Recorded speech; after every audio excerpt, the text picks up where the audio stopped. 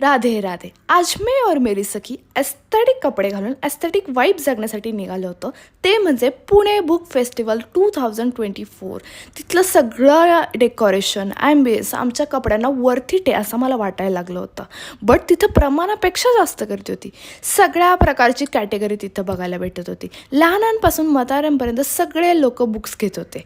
त्यानंतर मला आठवलं की पुणे तर विद्येचं माहेरघर आहे, त्याच्यामुळे तिथे गर्दी असणं साहजिक आहे. लाईफमध्ये रोमॅन्स नसलं तरी चालेल, पण मुलींना फिक्शनल वर्ल्डमधल्या बुक्स वाचायला आवडतं. आम्ही आमच्या फिक्शनल बुक्स घेतल्या आणि त्यानंतर आम्ही एक एस्थेटिक प्लेस शोधत होतो जे आमच्या आउटफिटला मॅच होईल आणि आमचे 1000 फोटो निघतील. 1000 फोटोज काढून आम्ही निघालो होतो पेटपूजा करायला. पण आम्ही पाहिलं की सगळ्या कॅफेजला क्रिसमसनी सजवून ठेवलं होतं. क्रिसमस खूप लांब असलं तरी पुण्यातली लोक क्रिसमससाठी एवढी एक्सायटेड आहे हे जाणून घेतल्यानंतर आम्ही थोडी जरा जास्त शॉक झालो होतो. राहिलेला पार्ट मी तुम्हाला नेक्स्ट व्लॉगमध्ये सांग.